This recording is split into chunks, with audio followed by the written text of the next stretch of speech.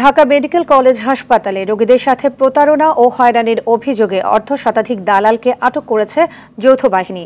দুপুরে গোপন তথ্যের ভিত্তিতে ঢাকা জেলার সিনিয়র সহকারী কমিশনার ও নির্বাহী ম্যাজিস্ট্রেট আফরিন জাহানের নেতৃত্বে এই অভিযান চালানো হয়। এ সময় হাসপাতাল চত্বর ও বিভিন্ন ওয়ার্ড থেকে নারী সদস্যসহ দালাল চক্রকে আটক করে যৌথ বাহিনী। আটককৃতদের পরিচয় ও সার্বিক তথ্য যাচাই বাছাইয়ের পর সর্বোচ্চ 3 মাস সহ বিভিন্ন মেয়াদে কারাদণ্ড ও আর্থিক জরিমানা করা হয়।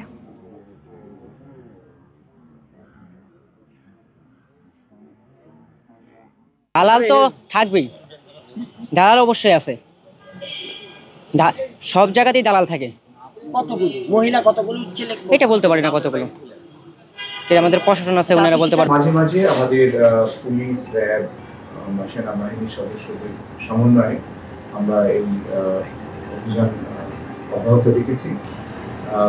কিছু সংখ্যক মানুষ যারা এখানে বা এই আশেপাশে বসবাস করে তারা দেখা যায় যে এই হসপিটাল কেন্দ্রিক এই ব্যবসার সাথে যুক্ত।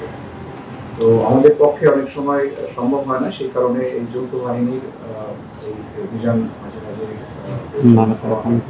আজকেও ওনারা এই অভিযান পরিচালনা করেছেন। এই বিশেষ কর্মচারী যারা আপনারা জানেন যে আমাদের পরিচ্ছন্নতা কর্মী হিসেবে আমরা মূলত নিয়োগ দিয়ে থাকি, তাদের আইডি কার্ডও আমরা দিই, কিন্তু তাদের মধ্যেও কেউ কেউ এইসব কাজে জড়িত হয়ে যায়।